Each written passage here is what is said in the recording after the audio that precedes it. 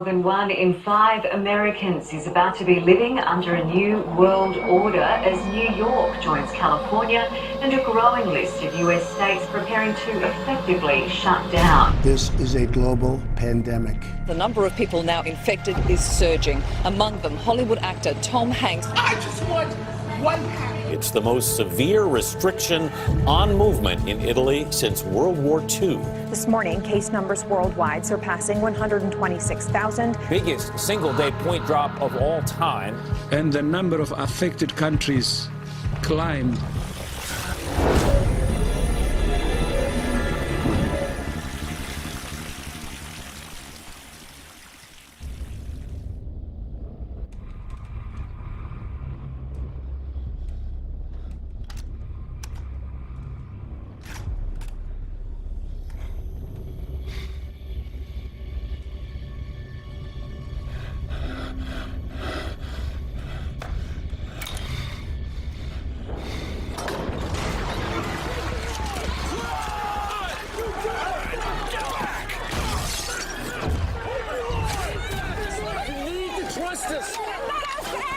We're trying to help!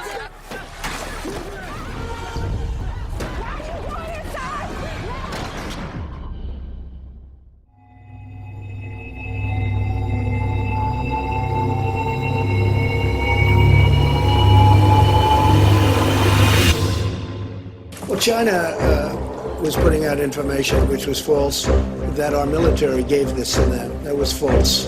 And rather than having an argument, I said, I have to call it where it came from. It did come from China. So I think it's a very accurate term. But no, I didn't appreciate the fact that China was saying that our military gave it to them. Our military did not give it to anybody. Critics are using a phrase, creates a stigma. No, I don't think so. No, I think saying that our military gave it to them creates a stigma. Amid the continued spread of the COVID-19 virus, there's rising speculation the virus could have originated from a government laboratory in Wuhan. An elderly man in his 60s was seen lying dead on the streets for at least 2 hours. The man was wearing a face mask and had a plastic bag in his hand. He seems to have collapsed and died in front of a closed furniture. Chinese officials tried to keep the outbreak quiet. All through January, social media lit up with claims of censorship by the communist government. The spread of the coronavirus continues to infect the markets. Italy has responded to the outbreak by banning public gathering. Amid the latest restrictions, uprisings broke out in a number of jails. Prisoners took over a jail in Bologna, setting it on fire, and in Milan, inmates were filmed on the rooftop burning items and shouting freedom. And 6 detainees died in clashes in the northern city of Modena. While in Sicily, relatives of prisoners did gather near a jail there, concerned that prisoners could be infected by coronavirus. Fast-breaking developments in the coronavirus emergency in the U.S. and around the world. New Jersey today becoming the 6th state to close all non-essential businesses, joining California, New York, Illinois, Pennsylvania, and Nevada. More than 80 million Americans now told to stay at home. New York State with more than 11,000 cases, and now New York City with new rules on who will be tested. Plus, Governor Andrew Cuomo's alarming prediction, he says 40 to 80% of people will ultimately become infected. France is now on lockdown, a strict lockdown that will be enforced. The government has talked about deploying 100,000 police officers to set up fixed points to check people who are in their vehicles. The word from the government to everybody in France is to self-isolate.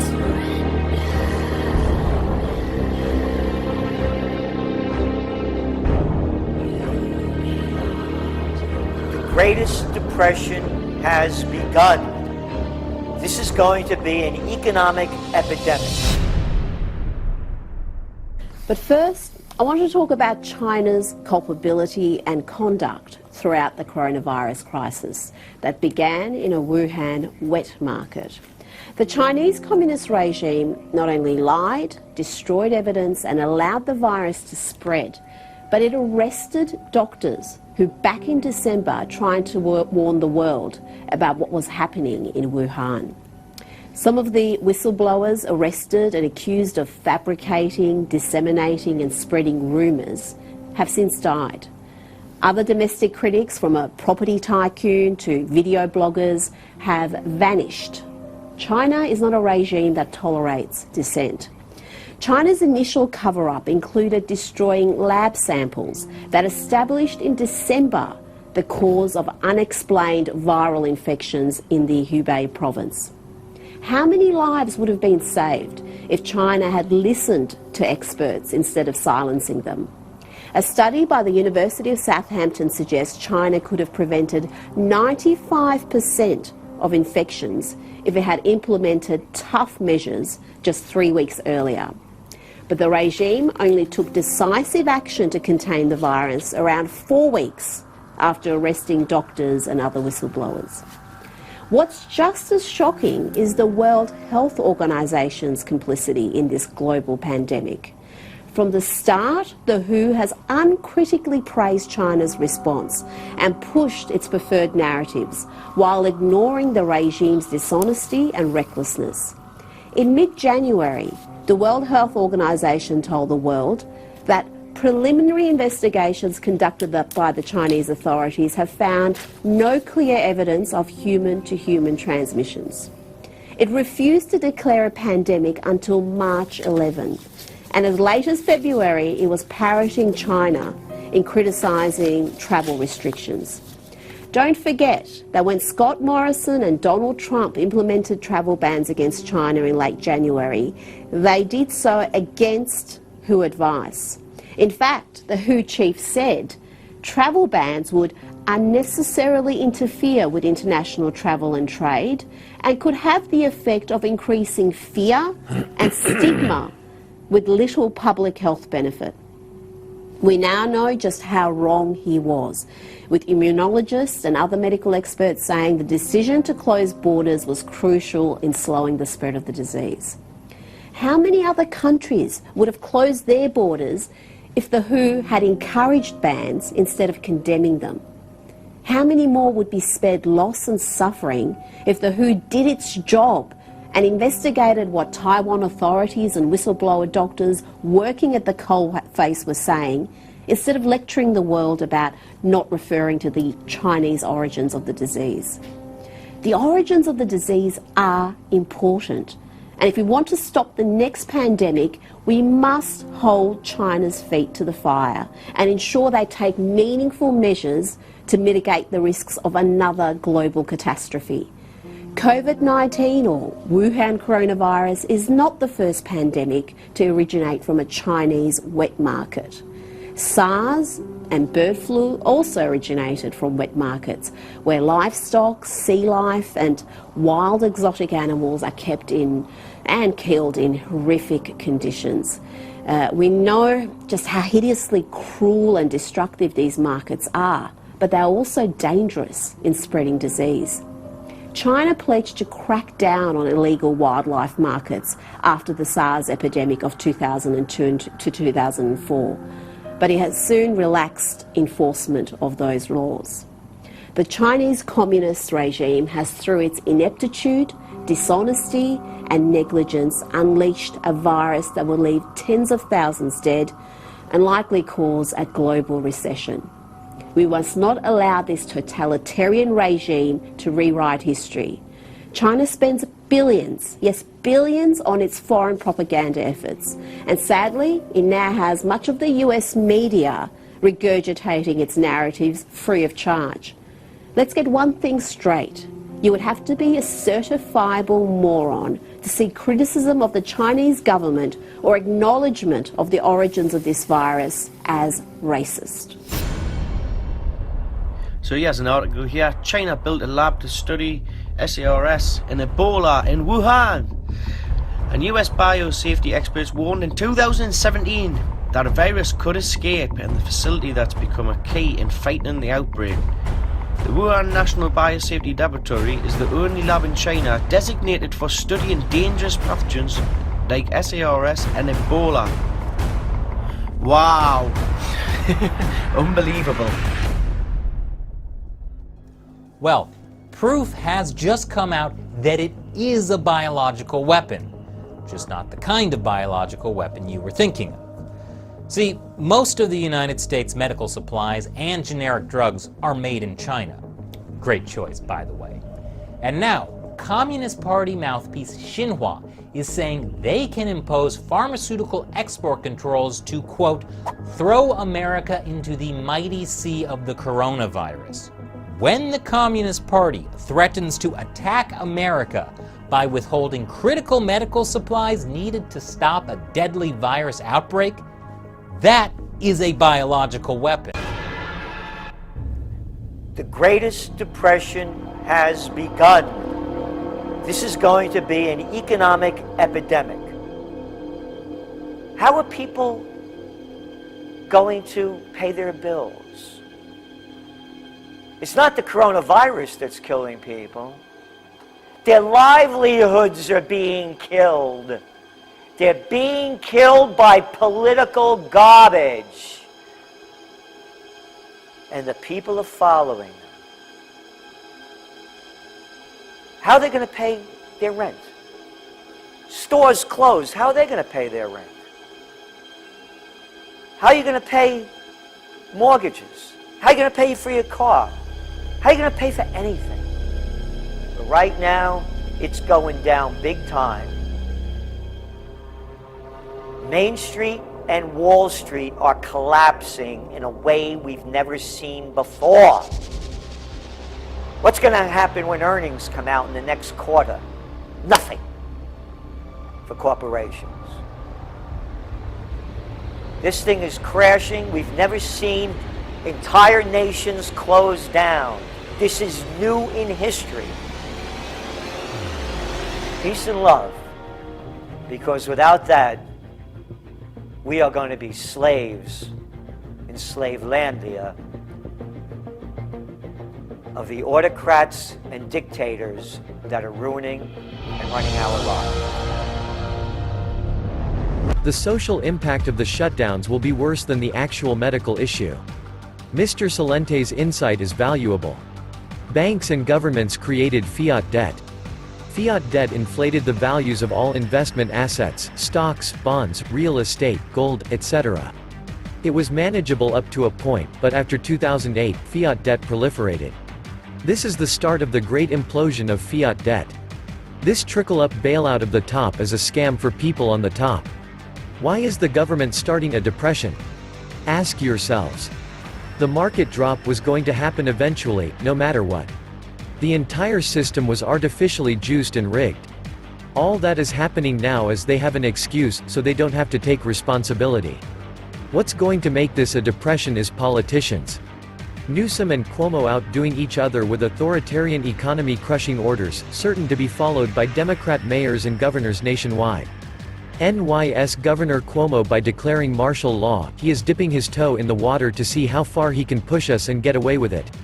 He is a fearmonger globalist. He shut down New York City. Building now closed, no freight, packages, not even courier allowed. Every time we have a winter storm, he jumps in front of a camera and says things like this tornado snowstorm bomb so we can give money to weather climate change. Now he's out pushing the measles shot, then it's the China plague.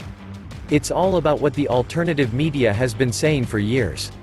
They want total control of their debt slaves. Control our movement, money, food, what we do for a living, everything. This virus shutdown is a cover-up for failed central bank policies. Destroy the economy and buy it all back at bargain prices. The largest transfer of wealth in history. Gerald Celente is correct. It's not corona. It's all about control. They will never let a good crisis go to waste. This is a government test. They threw this out to see how the public would react. Yeah, this is worse than in 1929. The damage being done is going to be way worse than the virus, jobless, bankrupt, etc. This is not a mere reset. The asset bubbles were getting too big, which could cause the greatest depression the world has ever seen. This is possibly a controlled demolition to avoid an apocalypse. Richard Burr, U.S. Senator and head of the Senate Intelligence Committee, reassured everyone that the U.S. government had the coronavirus situation completely under control. Here's what he said back in March. Luckily, we have a framework in place that has put us in a better position than any other country to respond to a public health threat like the coronavirus. His words sounded quite calming, especially from someone who receives daily briefings about the spread of the coronavirus. Although, a few days earlier, he was telling a group of wealthy donors and constituents a very different story. Here's a secret recording of Richard Burr speaking at the Capitol Hill Club. There's one thing that I can tell you about this. It is much more aggressive in its transmission than anything that we have seen in recent history. It's probably more akin to the 1918 pandemic. Burr even offered some advice to his wealthy friends. Every company should be cognizant of the fact that you may have to alter your travel. You may have to look at your employees and judge whether the trip they're making to Europe is essential or whether it can be done on a video conference. Why risk it? Needless to say, accusations are now flying that Richard Burr used his Capitol Hill inside info to help out his pals financially. You remember when the stock market tanked, right? And tonight's stock market futures are pointing to a higher open after the biggest point drop in history. The Dow losing more than 2,000 points today. A lot of investors repriced that oil shock, the crash we saw in markets, and a 2,000-point swing on the Dow. Fears over the coronavirus leading to the biggest point drop in Dow history today. Well, Richard Burr was pretty well unaffected because he unloaded up to $1.7 million of his stocks just a week before the plunge. Now, he says this is not because of any insider information he had. I relied solely on public news reports to guide my decision regarding the sale of stocks on February the 13th. But Richard Burr is not the only Capitol Hill dweller to make some slick stock market moves at just the right time.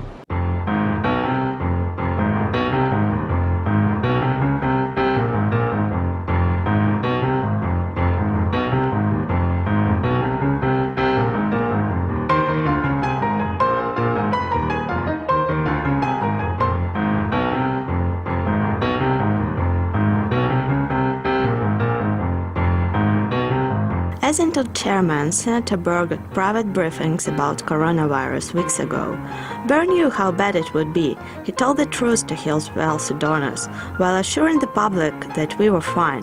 Then he sold off $1.6 million in stock before the fall. He needs to resign. Senator Burr should resign and prepare to spend some quality time with a federal grand jury. Now, maybe there's an honest explanation for what he did. If there is, he should share it with the rest of us immediately. Otherwise, he must resign from the Senate and face prosecution for insider trading. Now, all of them are saying they had no control over these investment decisions. They're also emphasizing that this was just good luck. They had no insider knowledge. Well, it looks pretty bad, especially for Senators Burr and Laughlin, who are pretty well connected. Of course, Senator Burr, the chairman of the Senate Intelligence Committee, he was privy to secret briefings on the coronavirus and what the response to the coronavirus was going to be and how bad it might be. All of that would be a big problem for him. As for the senator from Georgia, she has another problem in that her husband is the chairman of the New York Stock Exchange, presumably pretty well connected, and she's on a committee that oversees the health industry. The bigger picture here is that we have public servants, we have members of Congress who are using their power and position not only in stock trades. The problem is that the U.S. government has too much goodies to give out, so it's impossible for some of these people to resist. Amid a national crisis, Americans want their political leaders to be solving problems, managing the issues, and getting things done. It seems like they're certainly doing that, but on a more personal level. We learnt today via a respected independent Chinese media outlet, Caixin Global, that Chinese laboratories identified a mystery virus as a highly infectious new pathogen in late December. But regional health officials ordered that all tests should stop, that all samples should be destroyed, and that all news of the discovery totally suppressed. You see, that's the regime's modus operandi. It decides the truth. And the world should never forget this deadly cover-up. Ever since this theory has been circulating. What does the Chinese government do in response? Well, firstly, it accuses Donald Trump of racism because he dared to call this the Chinese virus. I'm sorry, where did it originate? The truth does hurt, doesn't it? And to cleanse the news of China's role in this medical crime, the regime has now expelled American journalists working for the New York Times, the Wall Street Journal, and the Washington Post. All current press passes have been surrendered. And added to this, Chinese authorities are now planning on extending this Cold War into a physical altercation. Chinese state media conducted a television panel discussion earlier this week on the benefits of using an electromagnetic pulse weapon against American warships that enter the South China Sea.